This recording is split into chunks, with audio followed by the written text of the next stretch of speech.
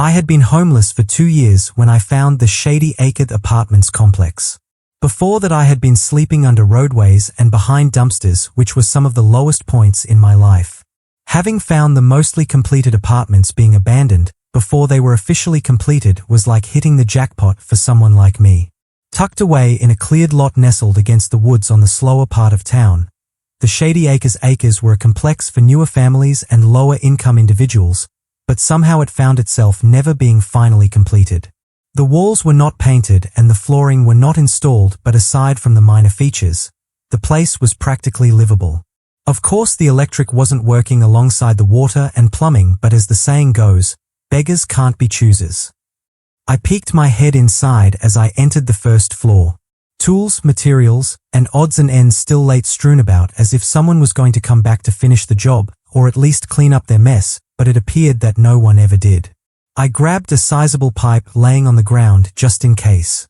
Homeless people, if startled, can and will turn violent very quickly. I did a brief inspection of the main floor, peeking my head inside of ways to confirm that I was alone in a substantially sized building, but sure enough, I couldn't find anyone else. As I inspected the main floor, I found a stairway. A metal door once stood in the way but now lay on the ground. It was clear that someone damaged it with some type of tool in order to keep it open. I went to the stairway and looked inside. The natural light provided by the sun, aided by the many open windows, could only spill over so much. Inside was a set of stairs going but both upwards and down below. I didn't have a flashlight, but what little natural sun entered the stairway was just enough to give me the courage to explore upwards, giving off just enough light to give me courage to see the second floor. I went up the metal stairs quietly so as to not alarm anyone else to my presence here. The second floor was nearly identical to the first. I walked down the halls gripping the pipe, ready to defend myself from an unknown attacker. Again, much like the first floor, I didn't see anyone. However, I did find troubling signs of people having lived here at one point. I saw an old mattress littered with trash and old cigarettes. Clothes tossed in a pile in the corner of the room. Several dark stains covered the floor and one splattered on the wall next to the head of the mattress. My heart sank. It was more than likely something sinister had been committed here. I was going to turn to leave, but alongside the disheartening evidence of someone being here, I found a flashlight and an old pistol. I took both and checked the gun to see 3 bullets remaining in the cylinders. I was going to leave, but seeing now that I had a gun and a flashlight, this changes things. The flashlight worked perfectly, emitting a strong blue LED light on the stained wall when I clicked it on. I still kept the pipe with me as a backup, but the pistol was now gripped firmly in my right hand. The second floor had bits and pieces of trash here and there, but nothing as concerning than what was in that one room. I entered the stairwell with my flashlight guiding me. Unlike the first 2 floors, the third floor had an actual door standing at the entrance. Lucky for me, the handle turned slowly and granted me access. A quick inspection of the door revealed a marvelous find. This door could be locked from the inside. If this floor was clear, this would be a magnificent setup. I could lock the door and prevent any vagrants much like myself coming up here and killing me in my sleep. All I would have to do is verify that the floor was clear and I would be all set. The third floor had varied greatly from the first 2. No bits of drywall on the floor or discarded nails laying haphazardly. There still wasn't electricity, but nothing my new flashlight couldn't handle. The floor was unfinished but oddly clean, as if it was getting prepped for carpet or new flooring before this place shut down. I cleared each room slowly, making sure to check every closet and cupboard before finally letting my guard down. I went back to the stairway and locked the door to prevent anyone else from coming up.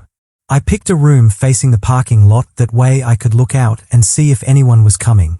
I spent the rest of the day in my newfound home. The flashlight and gun were an amazing find, but that unsettling sight of the blood-stained floor and walls was something that still concerned me. Maybe it was something else. Perhaps someone spilled something and it just looked bad? I thought to myself, trying to not freak myself out so much. The thought also crept into my mind about how I yet to inspected the basement and what horrors lurked down there. For being homeless, I was fairly paranoid. I made myself a game plan for tomorrow that I would go out and find cheap furniture, and food to fill my barebone apartment. It would take several trips, but well worth the effort. Night time and boredom eventually found me. I sat in the corner of the room trying to get comfortable and let sleep carry me into tomorrow, but it was difficult. Sure enough, I managed to fall asleep, but staying asleep was another story. I woke up in the middle of the night. I didn't have anything to check the time with, but it was several hours before the sun would be rising. I got up feeling the urge to go to the bathroom. This complex didn't have running water, so I would have to go outside to relieve myself. I grabbed the gun and flashlight and walked over to the stairway and unlocked the door. I went down the 2 flights of stairs and walked out back to go to the bathroom. The back of the complex was as neglected as the complex itself. Tall weeds filled the field that stretched out to the dark trees. Moonlight was scarce and a cool chill breezed over me as I went to the bathroom. I glanced at the complex as I did my business. Anxiety had yet to find me as I was still sleepy. I could hear cars off in the distance from the nearby highway, but no animal life could be heard. It was probably too cold for them, I thought as I pulled my pants up and made my way inside. I entered the hollow shell of the first floor. Stealth was not my main concern, seeing as that sleep was my only goal. I entered the stairway, ready to ascend back up to my room of safety when I stopped. For the briefest of moments, I could have sworn I heard what sounded like mumbling down below. My flashlight was on, but I didn't dare shine it down into the basement. In fact, a moment curiosity washed over me as I turned my light off and listened in the stairway. I gripped the gun as I stepped over to the stairs that led downwards. My suspicions were confirmed as I felt my way down a step or two to hear more clearly the rambling of someone down here. I paused for a moment, unsure of what to do. Whoever was down here sounded as if they were speaking and no one else was responding. Perhaps a mentally ill person took shelter down here. I walked back up the stairs silently as the soft mumblings of whoever was down there slowly faded beneath the stairs. I was fairly fit and mentally strong, so having an interaction with anyone would be more likely in my favor. I made it to the 3rd floor and the sound was no longer existent. It was clear that the distance between us had enough cushion to drown out the sounds from either of us, which was relieving. I made sure to lock the door to the stairway before heading back to my room.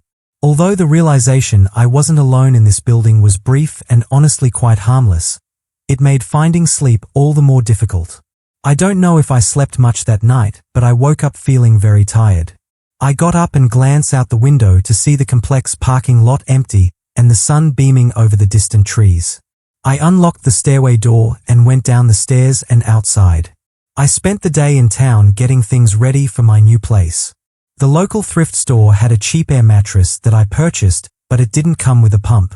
I loaded up with other essentials like huge gallon-sized jugs of water and food that was easy to make or didn't require power.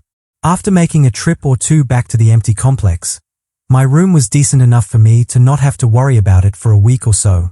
The only thing I wasn't able to work out was the bathroom situation, which would require me to go down the sets of stairs and out back facing the woods. I was going to go in the basement later that day, but got caught up doing other things, and by the time I was available the sun had set. This wouldn't affect the actual lighting of the basement obviously, but I didn't want to face whatever was down there and come up to a pitch-black night. Besides, whoever was down there didn't seem aware of me or my setup, and that was enough comfort for me to leave that problem to another day. I made sure to use the bathroom around back before going back up to my room. I didn't want to have to make the hike in the middle of the night again. While I was using the restroom, I peered out into the woods several hundred yards away. I wasn't sure how long I would be able to keep up the abandoned apartment situation, so I briefly considered checking out the woods as a backup if I were to be found out. Again, that would be another task that I would save for daylight. The woods seemed just as terrifying as the dark basement below. I went back inside, flashlight in hand. As I approached the stairwell, I noticed that on the ground, dark streaks of a mysterious liquid leading down the stairs. The stains mixed with the unfinished floor looked ominous. It was hard to tell what exactly it was, but didn't like what I was seeing. I turned my light off as I entered the stairway, as to not alert who was below. I made sure to be quiet, but my pace was quicker than what it probably should have been. I opened the 3rd floor door and locked it behind me.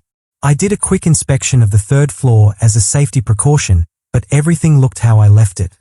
I was tired from all the walking. Mainly having to carry all my stuff around and setting up my room took all my energy. I laid on my air mattress and closed my eyes, trying not to think about anything as sleep began to grab hold of my consciousness when a faint noise jarred me awake. It was subtle, but my mind, being on high alert, was able to detect movement down below. Normally, I wouldn't have heard whatever was down beneath rummaging around, but since the complex didn't have windows to insulate the noise, I could clearly hear the sound of someone walking around. The shuffling wasn't terribly loud, but whatever it was clearly working its way up the complex. What concerned me wasn't the noise itself, but rather how things sounded. There was a hint of stealth in the movements. Like whoever it was didn't want to be detected. I followed the sounds beneath me as I laid in darkness. I lost track of where they had went when they were over near the stairwell. I sat up on my mattress and looked in the direction of the stairwell. Did I lock the door to the stairs? I thought. I had been so busy that day that it was very likely I forgot. I got up slowly, doing my best to keep my sound low. In my hurry, I only brought my flashlight to guide me through the dark halls. I quickly made it to the stairway door and tugged on the handle. I had remembered. I breathed a sigh of relief and turned my light off. I sat by the door, my nerves slowly getting worked up. I need to stop overthinking, I whispered as I sat in silence after spending 15 minutes trying to locate the sound beneath me. I was ready to get up and head back to my bed when a jostling of the door handle startled me. Someone was outside of the door. A brief rustling on the handle shocked my anxiety as I sat in darkness. I could hear someone talking to themselves, but the handle had stopped shaking. Whoever was on the other side had stopped their attempt to gain entry, but still stood outside the door. I stared at the door, petrified of what would happen if the door lock no longer held. Would it be just another person like me, seeking refuge and wanting to spend the night with a roof over their head, or was this something else? The person on the other side of the door left the door almost immediately, but still stayed within the complex. Fear gripped me to that door, not allowing me to move. It was clear that this building had another uninvited guest, but that wouldn't last. As I was debating on how to proceed, I heard another sound, but this one didn't come from the other side of the door but beneath me. The piercing sound of a shriek filled the complex. Whoever had the misfortune of finding themselves on the lower levels began to shuffle around. They tried to get to the first floor, but I could hear a struggle, then more screaming coming from the stairway. The sound of commotion erupted. Screams of pain and terror echoed up the stairwell, but not for long. The screams quickly died, and the sound of something being dragged slowly faded down into the basement below. I couldn't be sure, but it sounded as if I just heard a murder take place. I sat by the stairway all night, eyes wide. I couldn't bring myself to calm down enough to enjoy the luxury of sleep. When the sun finally rose, I found the courage to get up and head to my room. I didn't go outside that day despite having the urgent need of using the bathroom. I ended up using an empty room and designated that as my bathroom area until I figured out how to get out of this place. I had enough food and water to last me a couple of days, so I had time to figure out what I wanted to do. During the day, sleep finally overcame me, and I drifted to a realm of peace, but that wouldn't last. I woke up later in the day. The sun was completely smothered behind rain clouds, and loud rumblings of thunder rolled in the distance. I could hear a few droplets hit the roof and window sill, a prelude of what was to come. The complex was much darker now. My flashlight was needed for just about everything. The day was only going to get darker, so I had to decide. Stay another night and hope that I can evade notice for 10 or so more hours, or sneak my way out of here. I grabbed the pistol and decided to try my luck. I packed up as much stuff as I could carry in one take and headed for the stairs. I made my way over to the door and unlocked it, my light beaming into the thick darkness below. I made sure to check the coast was clear before leaving my sanctuary. I slowly descended the stairs, doing my best to navigate the metal stairs while also keeping my noise down. I slowly completed the first flight of steps and nothing seemed out of place. On the second floor, my fears had been confirmed. I could see drag marks leading to the stairs with stains accompanying it. I wanted to check the second floor, but my nerves wouldn't allow it. The drag marks continued down the step, leaving thick stain of blood and bits and pieces of guts. This wasn't just a killing. This was a mutilation. Whoever had done this was disturbed, and the last person I wanted to encounter in this dark stairway. I needed to leave. The rain had really begun to come down now. I would get soaked the second I stepped foot outside, but I had to do it. I was frustrated by those new developments since I would not be able to hear as well if something was heading towards my direction. I worked my way down to the first floor, but halfway down, my light reached something at the bottom of the stairs that stopped me cold in my tracks. Standing in the corner of the stairway next to the exit stood an absolute horrid creature, stood hunched facing the corner. My light only caught the lower half of the figure before I turned off my light, but it was enough for me to piece it together. The brief moment of horror revealed something blocking my exit. Had it not been standing, I would have that it was rotted corpse. Flesh peeled from what limbs I could see, and bone appeared to jet out of the lower spine. I didn't get to see the rest of it, and am kind of glad I didn't. I held my breath as my heart began to race. I was immersed in darkness with whatever this thing was, about a dozen or so feet away from me. Rain and thunder continued outside, now thankfully concealing my sound.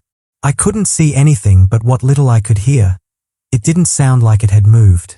I stood petrified on the stairs, knowing fully well I wasn't going to make it out of here this way, at least in one piece. In moments like this, you don't really think clearly. You can only think of survival and nothing else. I had never seen anything like this before. I wasn't sure what kind of gun I had, or if it would even affect this creature in any meaningful way, but I wasn't going to test it. I began to step up the stairs awkwardly. My hands were full, and my heavy pack made the unnatural backpedaling even more difficult. I went for another step back when my shoe didn't clear the step and I fell backwards. Out of reaction, I dropped my gun and flashlight to brace myself, reaching out for non-existent handle rails to catch my fall. The thud of the heavy flashlight on the metal stairs clamored loudly as it fell down the stairs, echoing in the stairwell. I gasped. A shock of anxiety and dread flooded my system. Without a doubt, I had gained the attention of whatever lurked just beneath me. I dropped my backpack to lighten my load and felt around for the gun. Shrieks filled the complex as an odd twist of event. It would appear that I had startled whatever was down there. I could hear shuffling beneath me. Its attention focused briefly on the flashlight that came to a stop, buying me precious time to find my only weapon to defend myself. I felt around, my hands patting the ground, feeling the still wet stains of the drag marks from earlier. I was so focused on finding the gun, I hadn't noticed the creature was no longer interested in the flashlight and had begun ascending the stairs. Finally, I felt something solid and gripped it tightly. It took me a few moments to orient myself with the weapon, but before I could, I was tackled on the ground. Immediately, I felt sharp pain in my side as I was now being attacked. I could feel claws begin to slash on my outer coat and heavy pressure on my chest. I pressed the barrel in the direction I heard shrieking and felt something solid. I pulled the trigger 3 times and my hand knocked back from the power. The gun bursts briefly illuminated the area, and flashes of images haunted my vision. I could briefly see in those very few moments what appeared to be a decomposing demon. It was so quick and I was in so much pain that I wasn't able to process everything right then. The pressure relieved off my chest as it seemed I had injured my attacker. However, I still heard movement squirming around on the ground and loud horrifying screams. I left the gun and my backpack with stuff and ran past the sounds of shuffling. I went to the stairs and went as quickly as I could without falling in the dark. The pain in my side seemed to disappear as adrenaline began to pump into my system. I made it to the first floor and I kicked the flashlight that I had dropped earlier. I picked it up and turned it on and ran out of there. I left the complex with whatever that was still screaming inside. The warm rain slowly drenching me the further I jogged away. The screams never did stop. They just muffled the further I went off into the dark rainy night. As I got a good distance away, a part of me considered looking back to see if my demonic attacker was pursuing me, but not looking back would be a risk I was willing to take.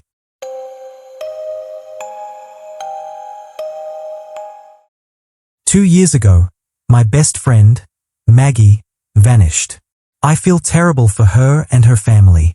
Every time I press the police, I get the same tired answer. These things happen sometimes. It's best to move on. She was out one night with friends celebrating finals being over. Laughing, living, just a college kid letting off steam. And the next morning? Gone. She was driving home to visit her parents for the weekend. Her car was found empty on a remote highway, about 30 miles east of Meridian, Idaho. The police combed the area for several weeks, but their conclusion was maddening. She'd been drinking with friends. We know that much. Something happened on the road. She stopped, went looking for help, and probably ended up succumbing to nature. Maggie probably had a drink or two after finishing her finals. But no way she was drunk driving, if that's what they were insinuating. That wasn't Maggie. Then one of the idiots even suggested she'd just taken off, like she decided on a whim to leave her life behind. But I knew better. I knew something bad happened to her. Something dark. Maggie didn't just wander off, and neither did the two other college kids who'd vanished over the past 5 years after nights of partying, found only by their abandoned cars along these lonely mountain roads. Someone was out there, lurking, and if no one else was going to do anything about it, then I would. Or I guess I'd try my best. When my grandma passed away earlier this year, she left me a small inheritance. It wasn't a fortune, but it was enough to change my life. Enough that I could take a break from work. Enough that I didn't have to worry about paying rent for a few months. Enough to make a difference. I could have put it towards something practical, something responsible. But what good would that do when my best friend was still missing and the police weren't even trying? There was no better way to spend it than to find Maggie's killer. So, I put the money to use. I bought 5 used cars at a local auction, all different models, different colors, all registered with different plates. I outfitted each with a dash cam on the front and back, and made each car as inconspicuous as possible. My goal was simple: make myself look like a random college kid on the road each night, and hope that I could draw him out. I'd change my appearance too. Wigs, hats, glasses. I needed to look like an easy target. I mapped out a pattern from all the disappearances I could track, finding the routes where people had vanished while driving them alone in the dead of night. 4 months, I drove that damn mountain road. 5 nights a week, I was there, just waiting for him to follow me. I imagined what I would do when I caught him, how I'd turn the tables and make him face the consequences once I got him on camera. But tonight, as I sat on the edge of the lonely highway, at 3 a.m., waiting in the black Toyota Camry I'd picked up, all I felt was exhaustion. The kind of tired that sits behind your eyes and digs in. Too many nightmares, too many nights lying awake, feeling the weight of everything pressing in. Part of me thought about skipping it tonight, but I couldn't. I couldn't risk missing him. I climbed into the car, threw a thermos of coffee onto the passenger seat, and set off. The road was empty, silent. The only sounds were the hum of the engine and the occasional rustle of branches in the breeze. I followed my usual route, the same one Maggie would have taken home that last night. For the first hour, there was nothing. Just empty darkness stretching ahead and behind. But then, just as I was about to turn back, I noticed headlights in the rearview mirror. My pulse raced a little bit. Cars sometimes popped up on this road, but not often. And this one felt wrong. I tried to ignore the sense of dread building in my chest, telling myself it was just another driver, but my instincts wouldn't let it go. The car was too close, its headlights glaring in my mirrors, keeping an unnerving distance. I slowed down, just a little, just to see. The car behind me slowed too, matching my pace perfectly. A chill crawled up my spine, but I kept my expression calm, my hands steady on the wheel. This was it. This had to be it. I eased off the gas, letting my speed drop even further, almost to a crawl. If they wanted to pass, they'd have their chance. But they didn't. They stayed right behind me, hanging back just far enough that I couldn't make out the make or model of the car. The seconds dragged on, my heart beat loud in my ears. I told myself to reach for my phone, to start recording from my POV as well, but my hands were frozen. I was too scared. I kept my eyes on the road, feeling my pulse thundering in my temples.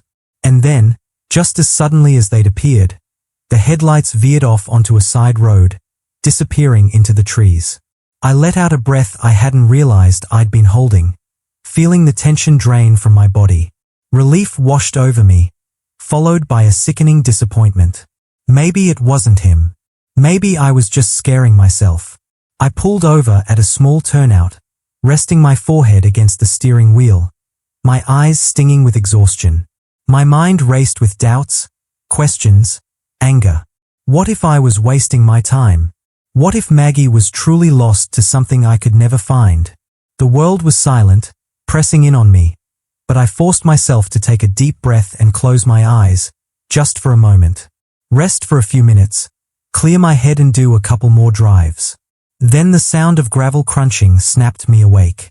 I looked up, heart pounding, to see headlights creeping up behind me.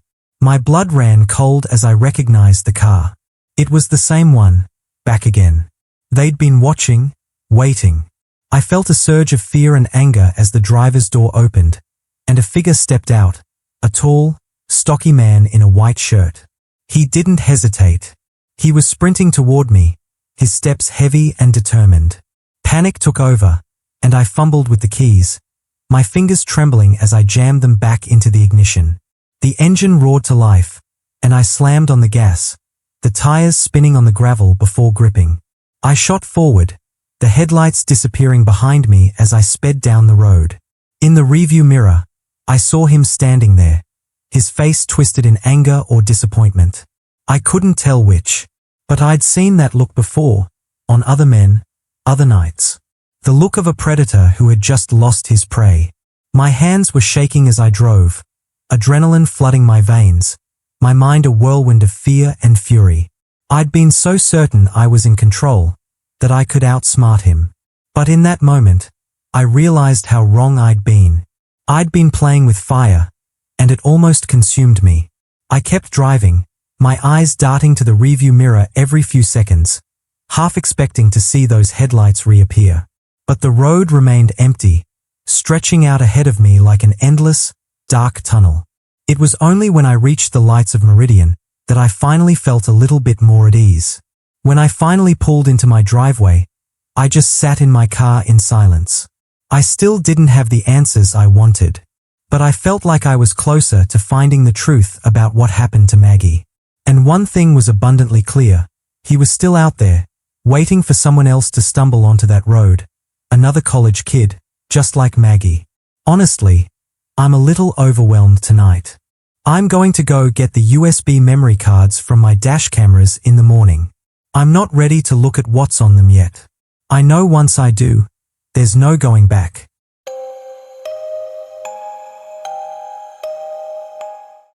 Hey love. I know it's late. Actually, I'm not sure when you'll get this email. I'm sorry I haven't called you back yet. I've been busy. I wish I had listened when you told me to come home earlier. I'm writing this now because I don't know what else to do. I need to explain what happened. I want to write down every detail I can remember. I need to tell you the truth, because I think I'm trapped here. I'm not sure if I will get to see you again. As I'm sure you gathered, I stayed late at the office again, and yes, I know, I'm an idiot. You were right. When you called earlier, I could hear it in your voice, how worried you were, but I brushed it off. I laughed at your bad feeling because it sounded like superstition, and I didn't want to hear it. I had work to finish. My deadlines, my clients.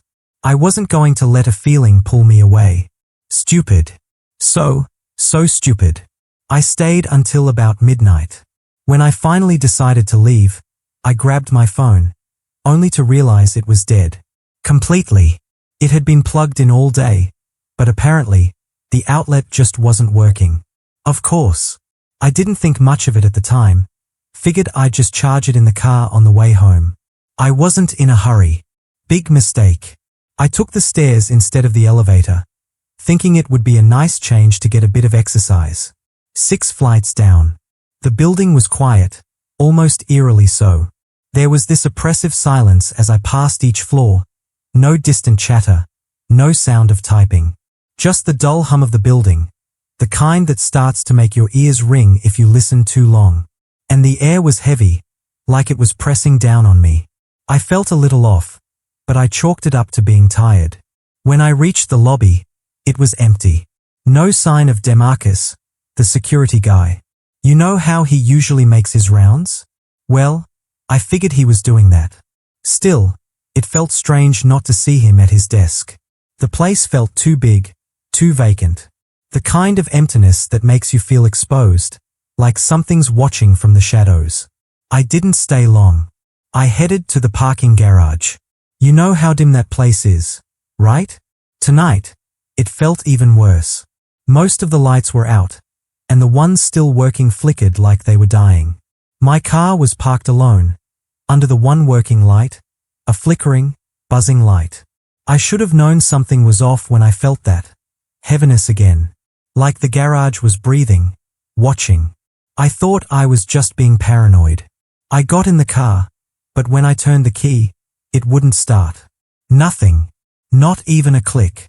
My phone was still dead, and all I could hear was the faint echo of something. Scraping?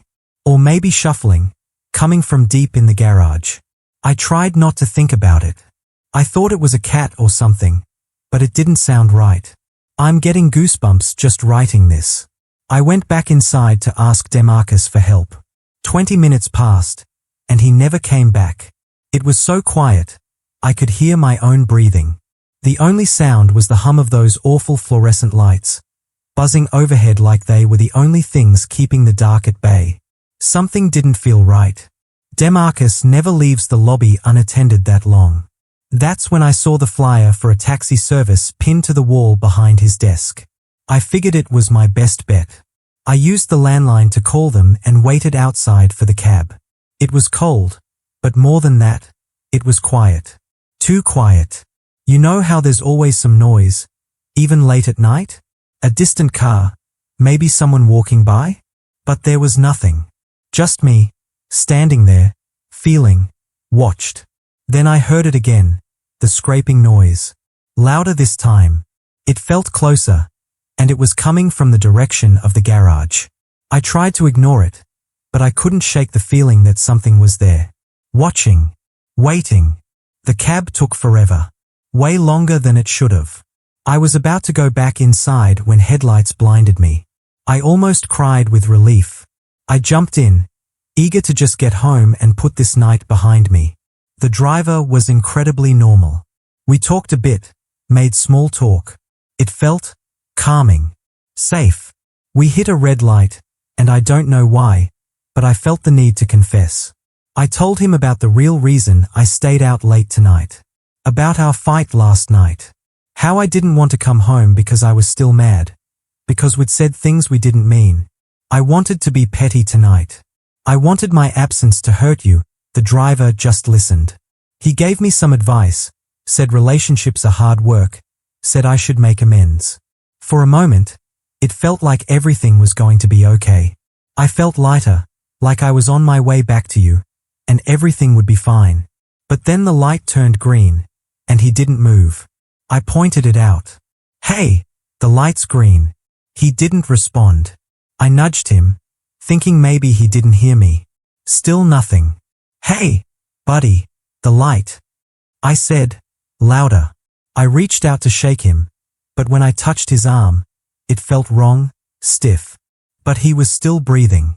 I could see it, shallow and slow, his chest barely rising and falling.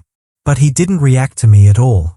He was just frozen, staring straight ahead, hands on the wheel, blinking occasionally. Panic set in. I jumped out of the car, looked around for help, but the streets were empty. Everything was closed. No one around.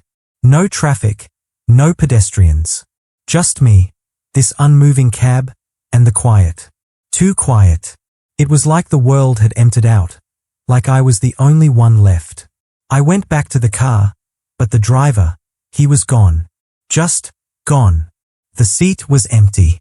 I tried telling myself that maybe he had gotten out, maybe he had gone for help, but deep down, I didn't believe it. I was too scared to believe it. I got in the driver's seat, thinking I could make my way home myself.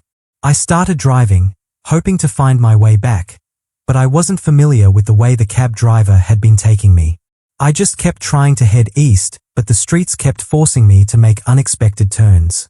I drove for at least 30 minutes and then I found myself on the street of my office building. Something inside me screamed that this wasn't possible. I should have been miles away from it, even if I hadn't been close to home either. But I still clung to hope that the bad feeling was all in my head. I thought of this as an opportunity. Now I could head home the way I was familiar with. I pushed the accelerator to the floor and tried to race by the office, but something went wrong.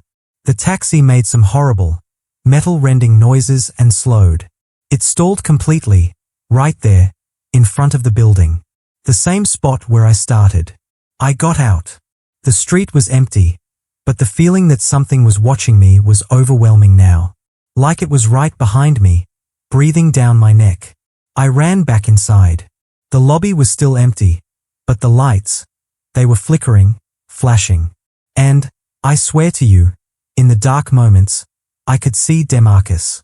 Or, something that looked like him.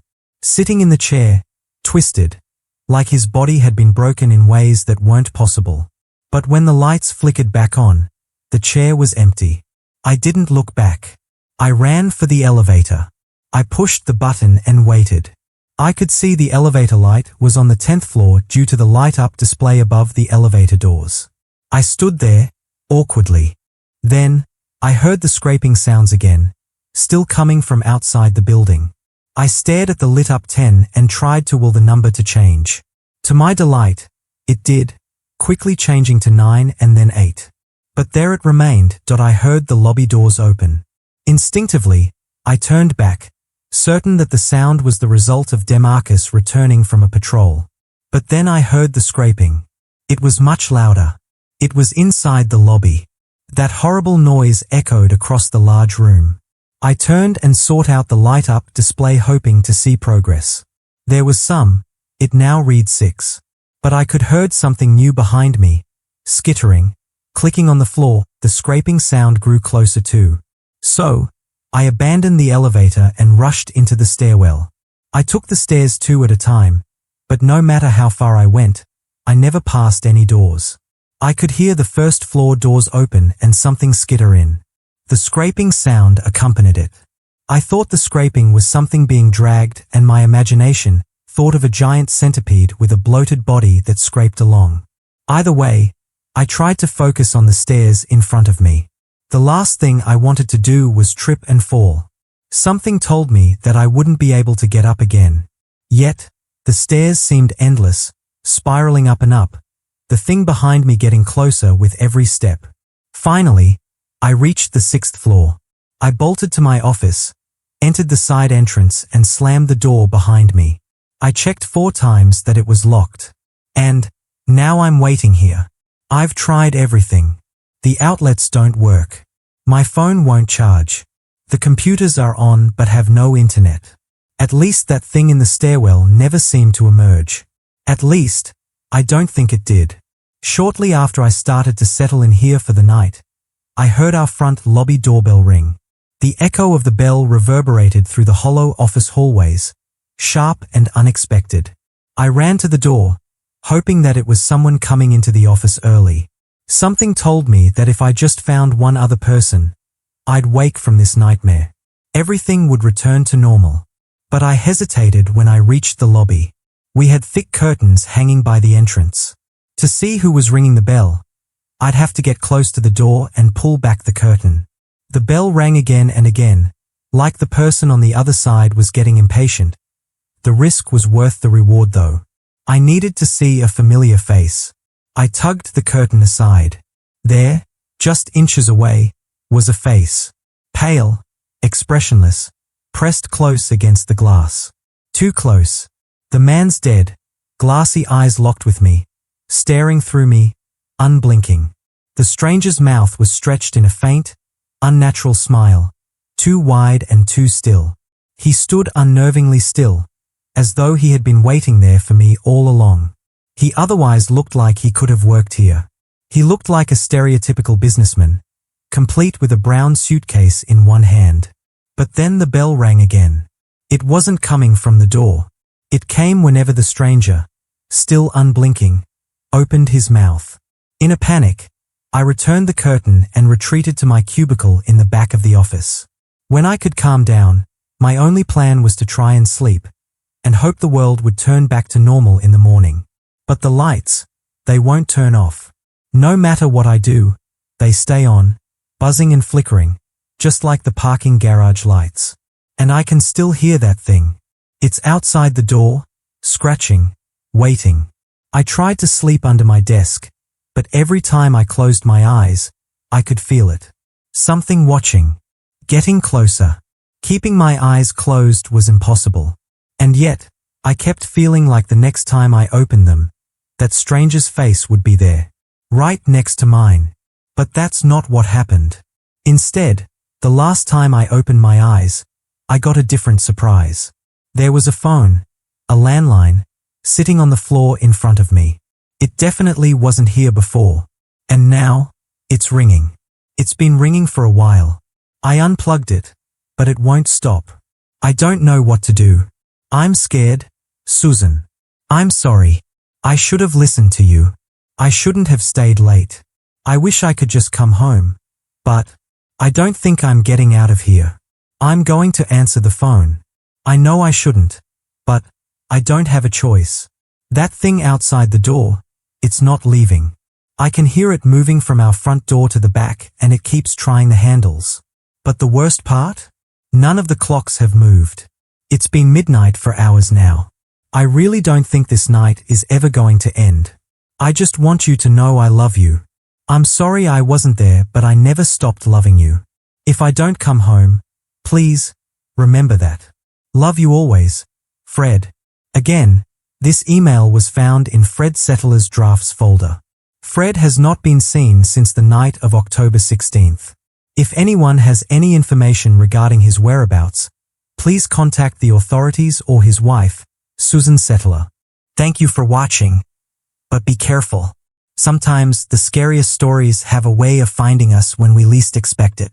If you enjoyed this, give it a thumbs up, and if you dare, subscribe for more tales that'll keep you up at night. Sweet dreams. If you can have them,